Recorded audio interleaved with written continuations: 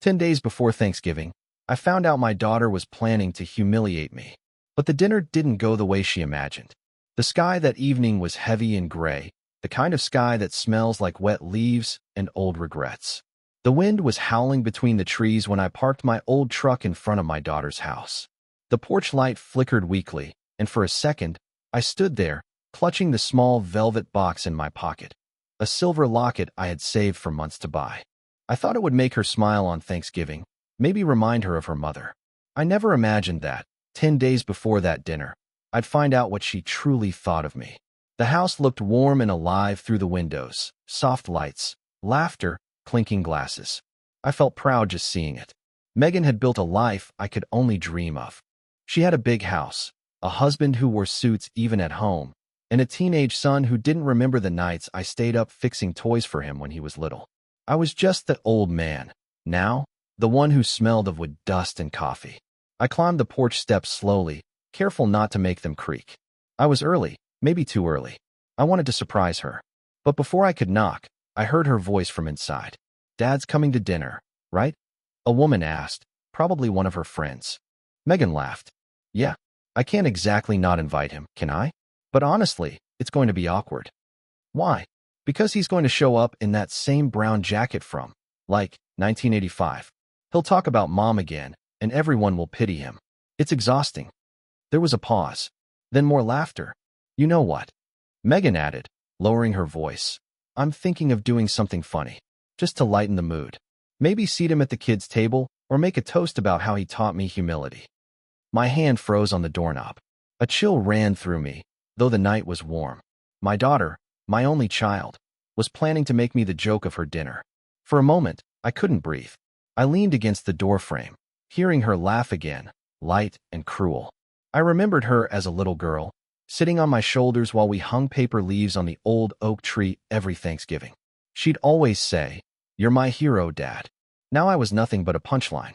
I stepped back, my boots creaking on the wooden porch. I wanted to walk away, pretend I hadn't heard. But I couldn't. Something broke inside me that night, quietly, like glass underfoot. I knocked on the door anyway. Megan opened it, still smiling, her face glowing from the fireplace behind her. "Dad, you're early." "Yeah," I said softly. Didn't want to miss the sunset. Her husband, Tom, waved from the kitchen. "Hey, Robert, you want some coffee?" "Sure, son. Thanks." I sat down, pretending everything was fine. The smell of cinnamon candles filled the air, but it made my stomach turn. She talked about her guest list, her decorations, how she wanted everything to look perfect. I just nodded and smiled like a fool. When she went to answer a call, I walked to the fridge and saw the seating chart pinned with magnets. There were names written in elegant cursive: Tom, Lily, Jeff, Grandma Sue, and then, in the far corner, written smaller than the rest, Dad, maybe. I stood there for a long time, staring at that word, maybe. I'd worked my whole life for her. Every nail I hammered, every paycheck I stretched, was from Megan. And now I was just a maybe. That night, when I got home, I didn't turn on the lights. I sat in my kitchen, the clock ticking louder than my heartbeat. The locket was still in my hand. I opened it, and inside was a small photo of her and her mother, smiling, happy, from years ago. I whispered into the darkness, "You forgot who made you that smile, Megan." 10 days before Thanksgiving, my daughter planned to humiliate me. But what she didn't know was, I had my own plan too. A quiet one. I didn't sleep that night.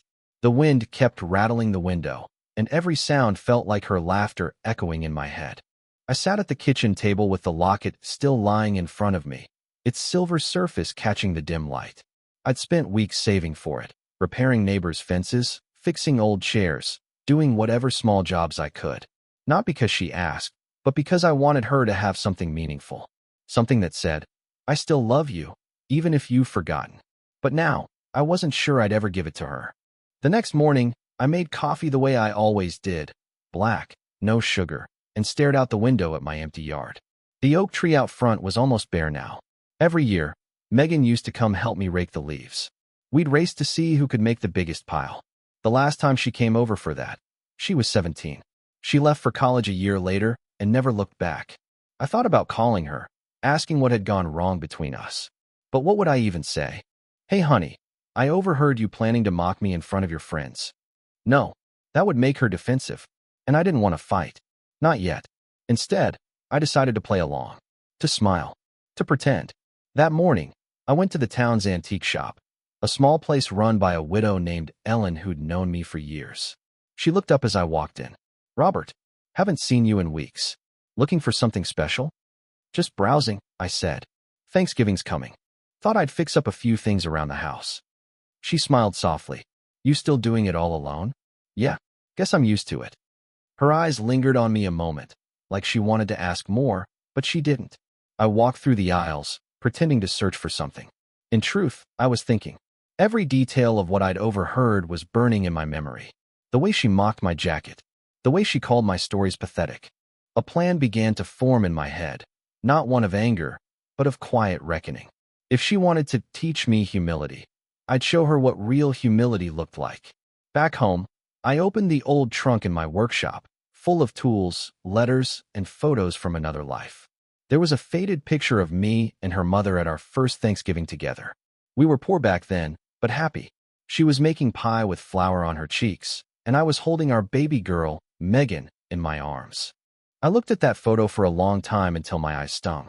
I decided then, I'd still go to that dinner. I'd wear that same old brown jacket, the one she hated. I'd sit wherever she told me to. But I'd bring something she wouldn't expect. Something that would make her remember who she was, and who I used to be. For the next few days, I stayed busy. I fixed the old truck, cleaned my boots, and polished the locket even though I no longer planned to give it to her.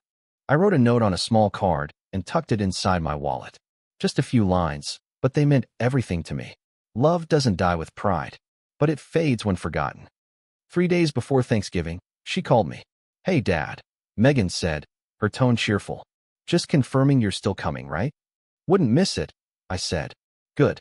Oh, and dress nice, okay? We're taking family pictures for social media. I smiled bitterly.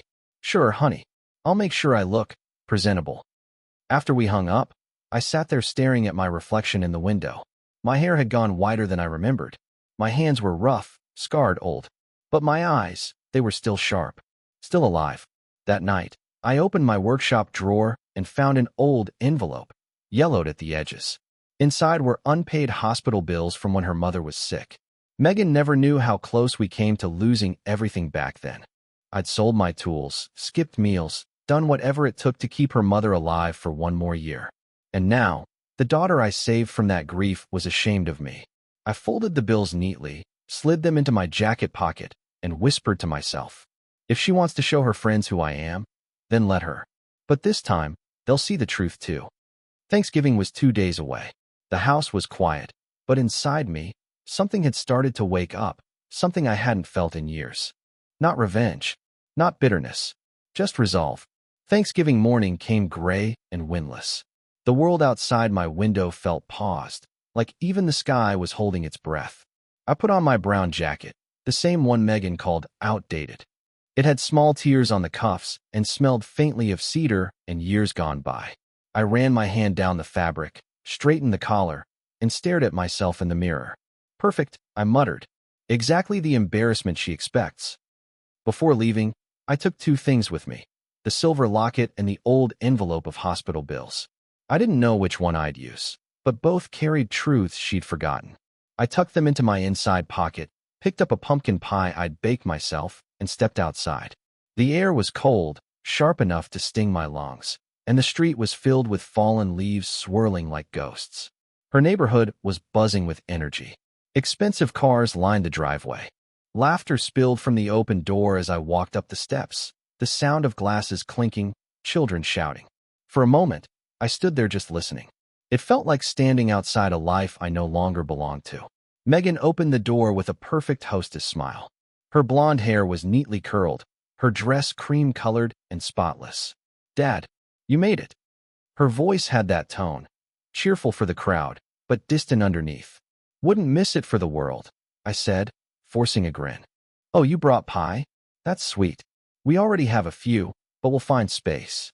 She took it from my hands and handed it off to someone without looking back. The living room was full of people, co-workers, neighbors, her husband's business partners. I recognized almost none of them. Everyone looked polished, laughing too loud, drinking too early. On the mantel were photos of Megan's family, her husband, her son, their vacations, their dog, but not a single photo of her childhood. Not one with me or her mother. It was as if those years had been erased. I felt invisible. Tom approached, shaking my hand warmly. Glad you could come, Robert. It's good to have you here. Thanks, son. Beautiful home. He smiled awkwardly. Megan worked hard on it. Then he was pulled away by someone else, leaving me alone in a sea of strangers. I stood near the corner, clutching my hat. A woman nearby whispered, "That must be her father," and gave me the kind of polite smile people give the help. When dinner was finally called, everyone gathered around the long dining table. It looked like something out of a magazine: gold-rimmed plates, candles, perfectly folded napkins. And there, at the far end, away from the main group, was a smaller chair. Lower, slightly separate. My chair. Dad, sit here, Megan said brightly. Sure, I said quietly, lowering myself into it. Conversations buzzed around me, but never included me. I caught fragments. Talk about stock portfolios, vacations in Italy, new cars. The clatter of forks and forced laughter filled the air. I kept my eyes on the turkey, cutting it carefully, pretending not to notice the glances. Halfway through the meal, Megan stood up and tapped her glass. Everyone, before dessert, I want to say a few words, she announced. My stomach turned. I already knew this was her moment. This year, she continued, I'm especially grateful for learning humility and resilience. Lessons from my father. The table went quiet. I lifted my gaze slowly. Her smile was wide, but there was something sharp behind it. He's taught me that sometimes, even when life doesn't go your way, you can still smile and keep going. A few people chuckled politely. I saw one woman nudge another, whispering something that made them laugh. Megan raised her glass. So to my dad, the most persistent man I know. Everyone clapped. I felt the heat rise in my chest, but I didn't move. Instead, I smiled, calm, steady.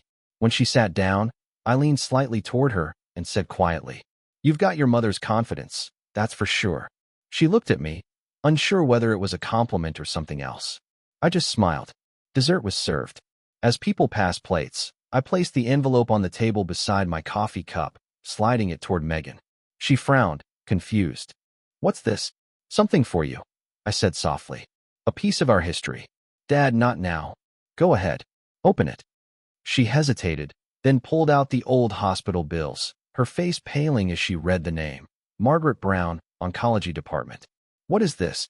That's the reason you grew up in this house, Megan. The reason your mother had one more year with you. I thought you should remember. Silence fell over the table. Forks stopped midair. I stood slowly, smoothing my jacket. Thank you all for dinner, I said. It's been enlightening. And before she could speak, I placed the silver locket on her plate. That was supposed to be your gift this year, but I think it belongs to someone who still remembers love when they see it. Then I turned, nodded to Tom, and walked out into the cold night. The door closed behind me, muffling the whispers, but I didn't need to hear them. I'd said enough. The air was cold, but it felt clean, like breathing after a storm. I didn't know if she'd cry, or if she'd just get angry. But for the first time in years, I felt free. Thanksgiving had just begun. The house felt colder after he left. No one spoke for nearly a full minute. Forks rested on plates, the candles flickered, and the soft jazz music playing from the speaker suddenly seemed out of place, too cheerful, too fake. Megan sat motionless, staring at the silver locket on her plate. The word Margaret was engraved in delicate script on the back. Tom cleared his throat. Honey, maybe you should go after him. But Megan didn't move. She just kept staring. Her friends exchanged uncomfortable glances, murmuring about how emotional that had been. One of them tried to joke, well, every family has its drama. But the laughter died as quickly as it began. Megan finally stood up, her hands trembling slightly. She picked up the envelope again, the one with the faded hospital bills. Her name wasn't anywhere on it, just her mother's and Robert's. She skimmed the numbers, the dates. Thousands of dollars. All unpaid. He never told me, she whispered. Tom looked at her gently. He didn't want you to know. He sold his truck that year, remember? Said it was time to downsize. Her chest tightened. She remembered that year. He'd told her the shop wasn't doing well. He started eating less, saying he wasn't hungry. She thought he was saving money for her college. She never asked. She never thought to. Now the truth sat in her shaking hands, heavier than any guilt she'd ever felt. Her son, Evan, walked over. "Mom, why did Grandpa leave?" Megan forced a smile, but her voice broke. He had somewhere to be. When everyone finally left, she sat alone at the dining table. The untouched desserts, the half-empty wine glasses, the leftover turkey, all of it felt meaningless. She ran her fingers over the locket again and finally opened it. Inside was a photo, her mother holding her as a baby. On the opposite side was a small, handwritten note in Robert's careful script. "For the girl who made me believe life was still beautiful." Her breath caught. Her eyes burned, but no tears came. Not yet. She called his number that night. Once. Twice. Then again. Each time, it went to voicemail. "Hi, Dad, it's me. I just wanted to talk. Please call me back, okay?" She waited by the window until midnight. Nothing. The next morning, she drove to his house. The driveway was empty, his truck gone. His workshop was locked, the windows dark. Through the small crack in the curtains, she saw dust floating in the still air and the faint outline of his old tools on the workbench. A note was taped to the front door, her name written in his shaky handwriting. She tore it open. "Megan, I needed some air. Don't worry about me. I just need time to think, and maybe you do too. Take care of yourself, kiddo." "Dad." She pressed the paper to her chest and sank down on the porch steps. The morning sun was rising, but all she felt was cold. That evening, she went through old boxes in the attic. Photographs she hadn't looked at in years, family picnics, birthdays, her graduation. In every single picture, Robert was there, smiling, proud, sometimes in the background, sometimes holding her hand. Always there. Tears finally came. They spilled over silently, wetting the photographs in her lap. She realized then that she hadn't just humiliated him that night. She'd erased him long before it, with her distance, her shame, her silence. Days passed. She called again. Nothing. Thanksgiving leftovers spoiled in the fridge. Her social media post, the one she had planned to upload with a perfect family photo, never went up. Every time she looked at her phone, she saw the missed calls to Dad. Tom tried to comfort her, but she couldn't be comforted. "You'll see him soon," he said.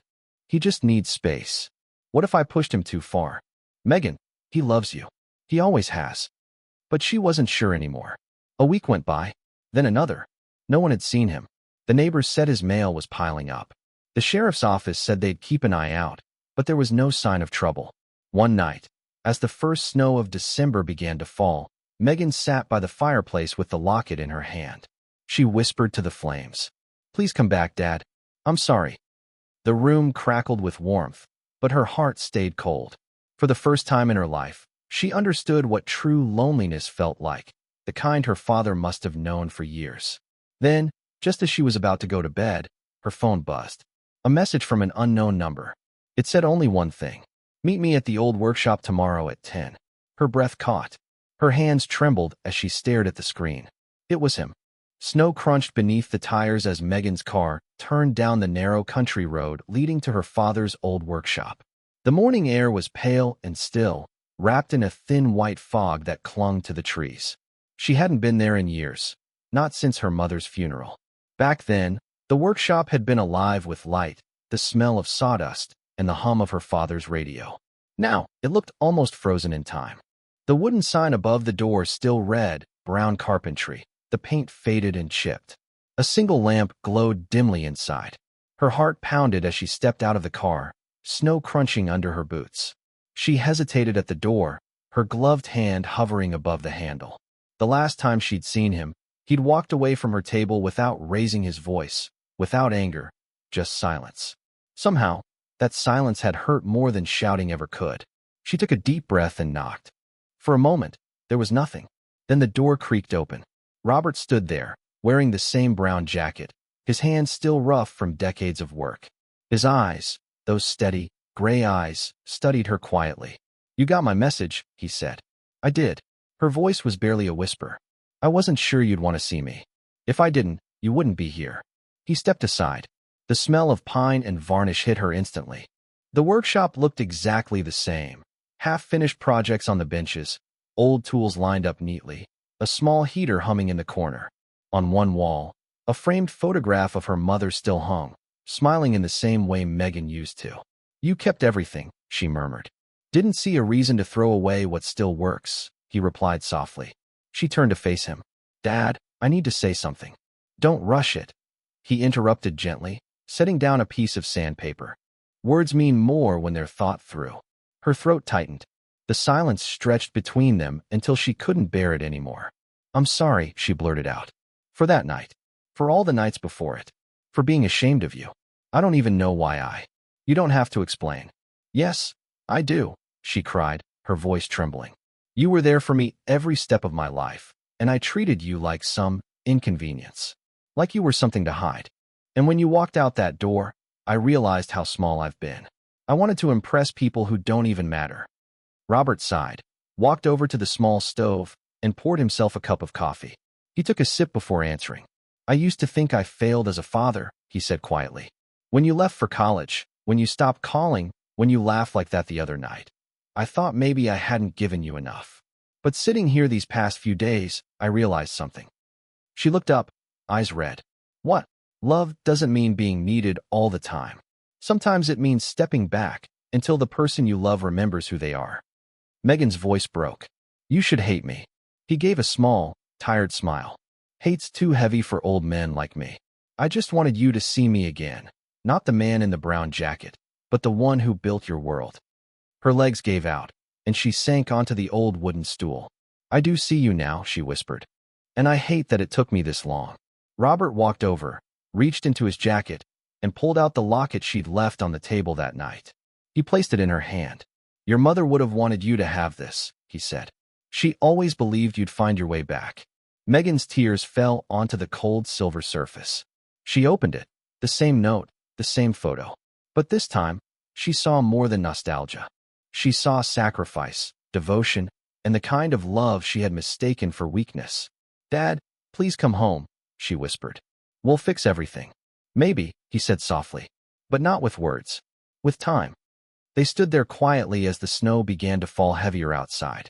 The light from the small window cast long shadows on the walls, and for a moment, it felt like the past and present had finally met, both wounded, but still alive. Megan walked around the workshop, touching every detail she used to ignore. The carved wooden angels, the little birdhouses he used to make for her birthdays, the dent on the table where she'd once spilled paint. She smiled through tears. You kept all of it, she said. Some memories, he replied, are worth fixing instead of replacing. She nodded. Then let's fix this too. Robert didn't answer. He simply placed his rough, calloused hand over hers. No more words were needed. Outside, the world was turning white, erasing footprints, softening everything sharp. For the first time in years, Megan felt peace, fragile but real. And as they stood there, the clock above the door ticked quietly, not counting time lost, but time beginning again. The next morning, the snow lay thick and undisturbed, a white blanket that silenced the whole town. The workshop was still warm from the small stove Robert had kept burning through the night. Megan had fallen asleep in the old armchair near the workbench, clutching the locket in her palm like a child holding onto a secret. When she woke, the sun was filtering through the frosted windows, painting everything in gold. Robert sat nearby, carving something out of a block of wood, his knife moving slowly, carefully, the same rhythm he used when she was little and he'd make toys for her. You never changed, she said softly. Sure I did, he replied without looking up. Just not the way people notice. Megan smiled faintly, but her heart still ached. I keep thinking about Mom. About how much she'd hate what I did to you. Robert set down the carving knife and looked at her. His expression was calm, but his eyes carried years of weight. Your mother wouldn't hate you. She'd understand. She always did. He stood, walked to a drawer near the wall, and rummaged through a pile of old letters until he found a small envelope, yellowed with time and tied with a faded blue ribbon. He handed it to her with both hands. She wanted you to have this someday, he said. I just didn't know when someday would come. Megan's breath caught. Her fingers trembled as she untied the ribbon. Inside was a folded piece of paper, worn but carefully preserved. She opened it, and as her mother's handwriting filled her vision, her throat closed up. My dearest Megan, if you're reading this, it means time has taken me where love cannot follow. But before I go, I want to tell you something important. You have your father's heart, soft, stubborn, and kind. Never mistake his silence for weakness or his simplicity for failure. He has carried this family on his back, quietly, while others talked. If someday you forget who you are, look at him. He will remind you. Love doesn't disappear when life gets hard. It only hides until someone dares to look for it again. Mom. The words blurred as Megan's tears hit the paper. She pressed it to her chest, unable to speak. The ache inside her was unbearable, not just guilt, but longing. She wrote this for me, she whispered. She did, Robert said softly. The night before she went to the hospital. She told me not to give it to you until you needed it. And you knew all these years. Yeah. Why didn't you tell me sooner? He looked down, his voice quiet. Because she was right. You had to find your way to it on your own. Megan covered her face with her hands. I've been so blind, Dad. Chasing approval, pretending I had it all together, when everything I ever needed was right here. Robert walked over and placed a hand on her shoulder. You needed to live a little before you could see the difference between having everything and having peace. They sat there in silence for a while, the only sound the soft crackle of the fire. Megan unfolded the letter again and reread it, her mother's words sinking deeper with every line. For the first time, she realized that her father's quiet strength wasn't something to be embarrassed about. It was sacred. Dad, she said finally, I want you to come live with us. Please, you shouldn't be here alone anymore. I appreciate that, he said with a gentle smile. But I'm not alone. I've got your mother's voice in this place. And now, I've got your visit. A visit isn't enough. Maybe not, he said, but it's a start. He handed her the wooden carving he'd been working on earlier, a small bird, delicate and smooth. Your mother loved robins, he said. Said they were a sign that the past still watches over the living. Megan turned the carving in her hands, tracing its wings. It's beautiful. So was she, Robert said, looking at the photograph on the wall. The old clock above them ticked softly. Megan tucked the letter into her coat, afraid to let it go. Dad, she said quietly, I want to make this right. I want to earn your trust again. He smiled, the lines on his face deepening. You don't have to earn it, Meg. Just don't lose it this time. She stood, walked over, and hugged him. Not the polite kind she'd given him for years, but the desperate, trembling kind that comes from a heart learning to heal. He hesitated for a second, then wrapped his arms around her. For a long moment, the world outside didn't exist. There were no debts, no social appearances, no shame. Only the warmth of forgiveness between them. When they finally pulled apart, Robert said softly, Your mom always said we'd find each other again. Maybe she was right. Outside, a robin landed on the snowy fence post, shaking off the cold. Megan saw it through the window and smiled. She whispered, Yeah, Mom, you were right. 3 weeks passed before the world began to thaw again. The snow melted into gray puddles along the sidewalks, and the December sun hung low over the town. Megan spent those days thinking about the letter, the workshop, and her father's quiet eyes. Every word he'd spoken replayed in her mind like a prayer she couldn't forget. Christmas was approaching, and for the first time in years, she didn't care about decorations or photos or showing off to her friends. She just wanted her family back, truly back. One evening, she sat at her kitchen table, staring at the same dining room where everything had gone wrong. The table was spotless now, but she could still hear the echo of her own laughter that night. Cruel, nervous, hollow. She closed her eyes and whispered, Never again. She picked up her phone and typed a message to her father. Dinner this Sunday. Just you, me, and Tom. No guests. Please come. He didn't respond right away. Hours passed.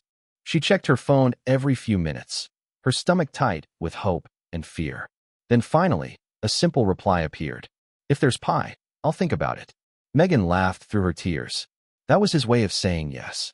She spent the next day preparing everything herself, not to impress, but to honor. She cooked the recipes her mother had loved, used the old floral tablecloth her parents once owned, and even found the ceramic salt shaker shaped like a bird that used to sit on their kitchen counter. It felt like stitching together a memory, one piece at a time. Tom helped quietly, understanding the weight of it all. When he saw her carefully setting the table, he said, He's going to see how much you've changed, Meg. I don't want him to see it, she said softly. I want him to feel it. That Sunday evening, just as the sky turned pink, headlights swept across the driveway. Megan's heart jumped. She rushed to the door before he could knock. Robert stood there, holding a small wooden box and wearing the same brown jacket. But this time, it didn't look worn. It looked proud, like a part of him that refused to fade.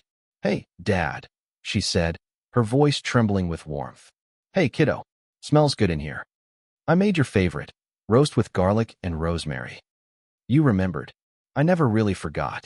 He smiled, a small, genuine one that reached his eyes. Tom greeted him, took his coat, and they all sat down. There were no guests this time. No background chatter.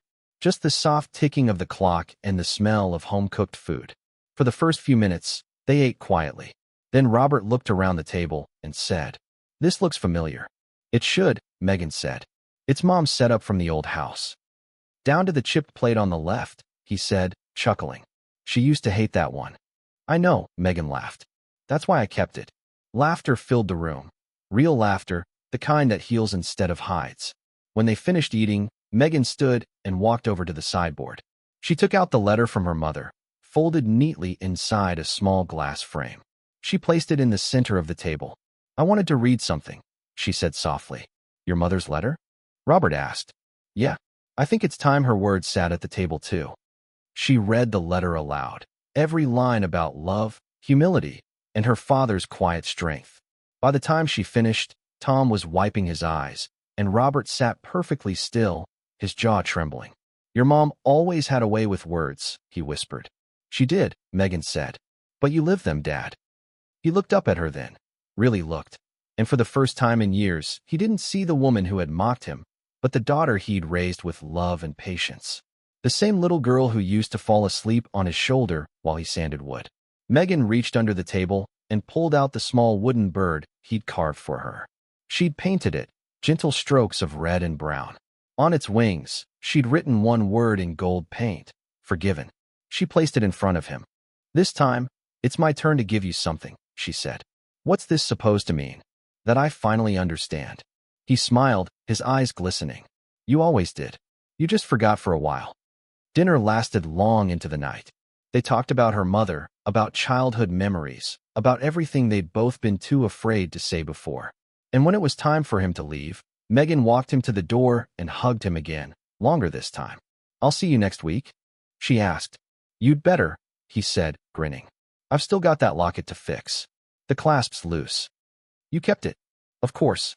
Some things you don't throw away."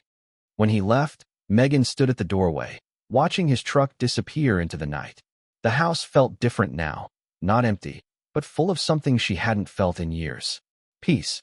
She went back inside, turned off the lights, and whispered to the framed letter on the table. "He's home, Mom." Outside, a robin sang under the winter stars. Winter deepened quickly that year. By mid-December, frost had painted the windows of Robert's workshop in delicate lace, and the air smelled faintly of pine and varnish. Inside, the old heater hummed softly while he worked on something special, his hands moving with the same patience they'd always had. But now, there was something different behind every motion. Purpose. He was carving again, though not for money this time. The piece was small, simple, two birds perched side by side on a single branch. Their wings brushed lightly together, carved from the same block of walnut wood. He ran his thumb along the smooth curve of one bird's neck and smiled. "You'd have liked this one, Margaret," he murmured. "You always said I should make something that lasts." On the workbench sat a small box, addressed to Megan. He'd already finished sanding and polishing the carving. Now only the inscription remained. He picked up his engraving tool, hesitated, then carefully began to etch words along the base. "Love doesn't fade. It learns to change shape." He leaned back and looked at his work, satisfied. It was the last piece he planned to make. Not because his hands were too tired, though they were, but because, for the first time, he didn't feel the need to prove anything anymore. The weight that had sat on his chest for years had lifted. The door creaked open behind him. "Dad?" He turned and saw Megan standing there, bundled in her coat, cheeks red from the cold. She held 2 thermoses of coffee and a bag of pastries. "You found me again," he said with a smile. "You didn't answer your phone." "Never do. The silence is nicer." She laughed, setting the coffee on the table. "You're impossible. And you're late," he teased. She looked around the workshop. It still amazed her how alive it felt, like every plank of wood held a memory. She noticed the two carved birds and walked closer. "They're beautiful," she whispered. "Are they for someone?"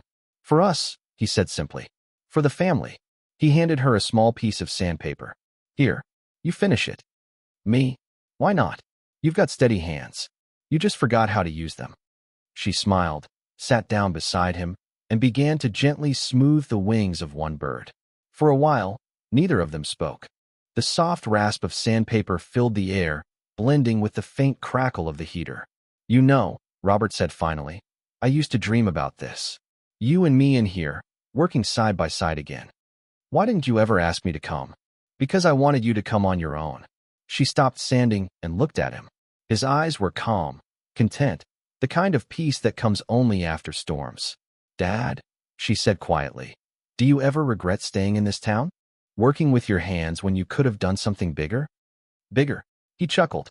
"Honey, I built homes for people, fixed what was broken, helped families stay warm in winter. That's about as big as I ever needed." She smiled. "You make everything sound simple." "It usually is, if you don't let pride get in the way." When they finished, the two birds gleamed softly in the golden light.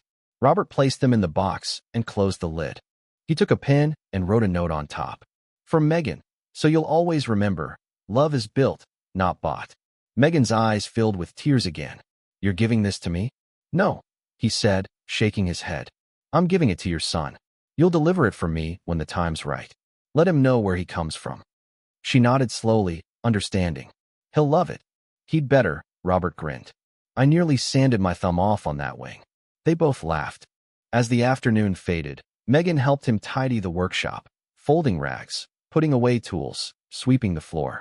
Every sound, every smell, felt like a goodbye she didn't want to say. "Will you come over for Christmas?" she asked finally. "Maybe," he said, "if you promise not to roast me in front of your guests." "I don't have guests anymore. Just family." He smiled at that. "That's the best thing I've heard all year." When she left, she turned at the door and looked at him, standing there in his old jacket, dust floating in the afternoon light. He looked smaller somehow, but stronger too. "I love you, Dad." "Love you too, kiddo. Drive safe." Back in her car, Megan placed the wooden box gently on the passenger seat. Snow had begun to fall again, soft and slow.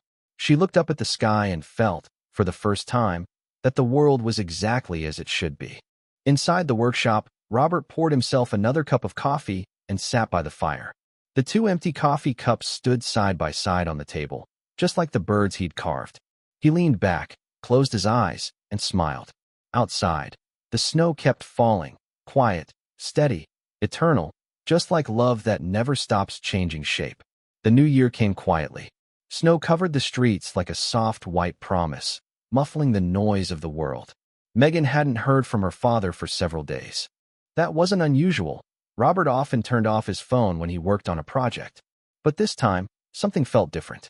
She called twice. Then again. No answer. By the third day, worry gnawed at her chest. Tom tried to reassure her. "He's probably just busy in the shop, Meg." "He always answers," she whispered, "even if it's just a text." That night, she couldn't sleep. She stared at the ceiling, replaying their last conversation. His calm smile, his joke about the birds, the way his eyes lingered on her like he was memorizing her face. A cold dread formed in her stomach. The next morning, she drove to the workshop. Snowflakes danced in the air, the same as the day she'd first gone back to him. When she arrived, everything looked untouched. The truck parked outside, the lamp still glowing softly through the window. "Dad?" she called, pushing open the door. The warmth hit her first, then the silence. He was sitting in his old chair by the fire, his hands folded peacefully on his lap, his glasses resting on the workbench beside him. His face was calm, almost smiling, as if he'd just fallen asleep. For a long moment, she couldn't move. The world tilted, her breath catching in her throat. She walked toward him slowly, tears already clouding her vision. "Dad," she whispered. Her voice broke. She touched his shoulder, cold now, and dropped to her knees. Time stopped. The workshop that had always smelled of life now smelled of stillness. On the table beside him lay a small envelope, her name written in his careful, steady handwriting. She picked it up with trembling hands, the paper soft and worn. A single tear fell on the ink before she even opened it. Inside was a folded letter and a small photo. Their family from years ago, standing in front of the old house. Her mother laughing as Robert held Megan in his arms. She opened the letter. My dearest Meg, if you're reading this, it means I finally decided to rest. Don't cry too long. I had a good run. I built things that lasted, and you're one of them. I want you to know I left this world without anger. You gave me peace, even if it came late. That's more than most men get. Don't be sorry for the past.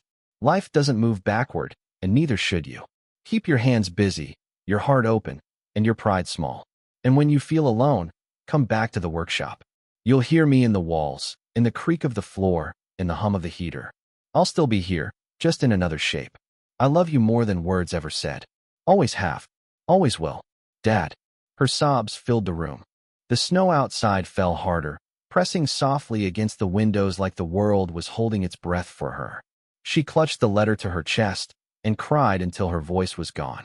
Later that day, Tom found her sitting on the old workbench, the letter in her lap. She looked up at him with swollen eyes, but a strange calm in her face. He's gone, she said quietly. But I feel him here. Tom nodded. He's everywhere in this place. In the days that followed, Megan took care of the arrangements. She didn't hold a big funeral. Robert wouldn't have wanted that. Just a small gathering in the backyard of the workshop, surrounded by the people who truly knew him. His friends, old neighbors, and even the widow from the antique shop came. When it was her turn to speak, Megan stepped forward, holding the wooden birds he'd carved. Her voice trembled, but it was clear.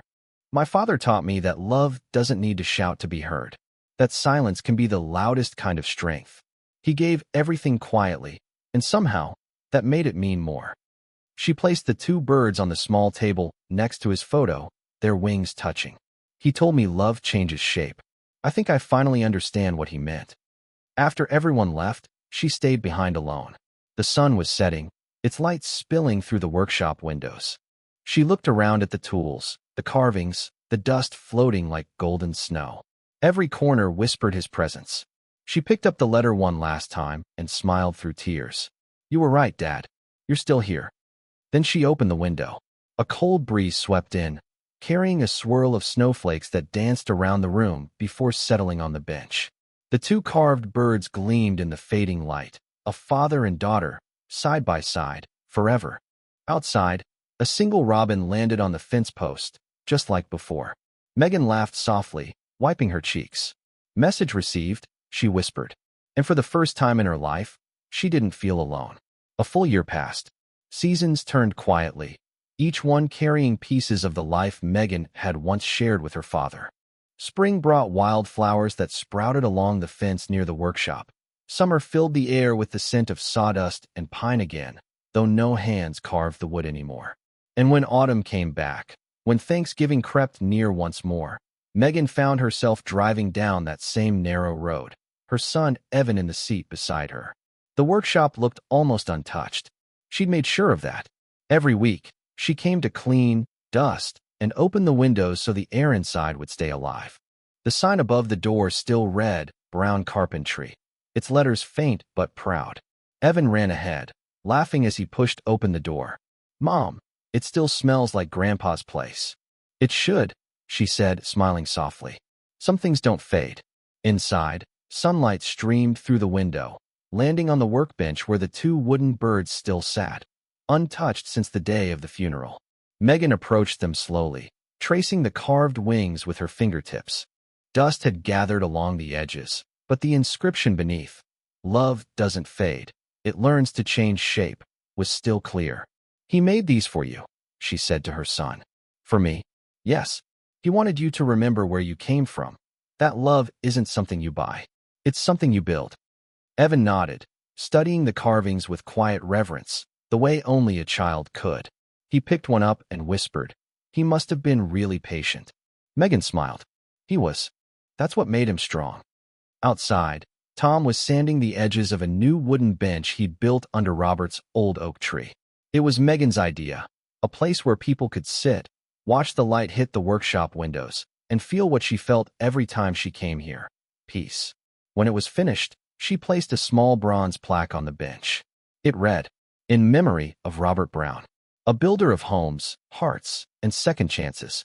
She ran her fingers over the words and let out a shaky breath. You'd hate the fuss, Dad, she whispered with a smile. But you deserve it. That evening, as the sun began to set, the three of them sat on the bench, Megan, Tom, and Evan, wrapped in a comfortable silence. Birds chirped in the trees, and the air carried the faint scent of pine and coffee, like the workshop still remembered. Evan turned to his mother. Tell me about him again, he said. Megan laughed softly. You've heard all my stories. Tell me the one about Thanksgiving, the one where you messed up. She chuckled. That's a long one.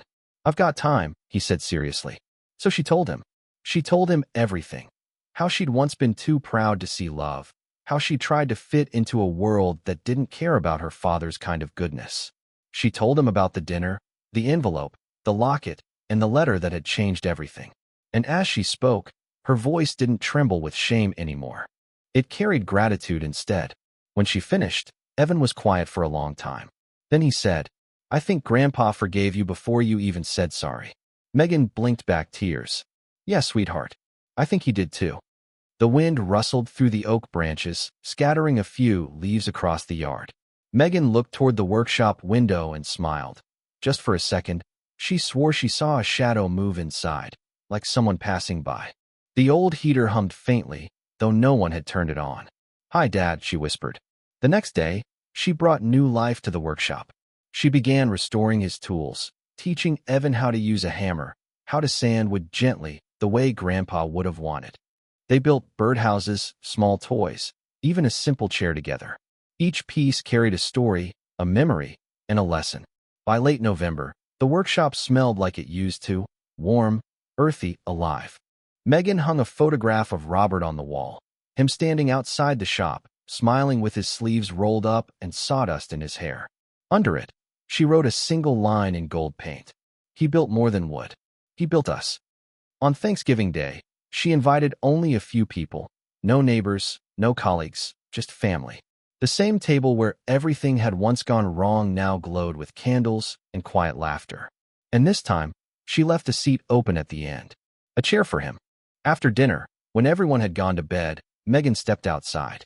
The night was clear, the stars burning cold and bright. She sat on the bench under the oak, the locket warm in her hand. I kept your promise, Dad, she whispered. We're still together. In every way that matters. The wind moved softly through the trees, and for a moment, she could almost hear his voice. Low, steady, familiar. Proud of you, kiddo. She closed her eyes and smiled. The robin landed on the branch above her, feathers glowing faintly in the moonlight. It sang a few quiet notes, then flew toward the workshop window, where the faint light of the heater flickered once before fading into stillness. Megan leaned back, tears glistening in her eyes, and whispered to the night, Happy Thanksgiving, Dad. And the world, silent and shining, seemed to whisper back,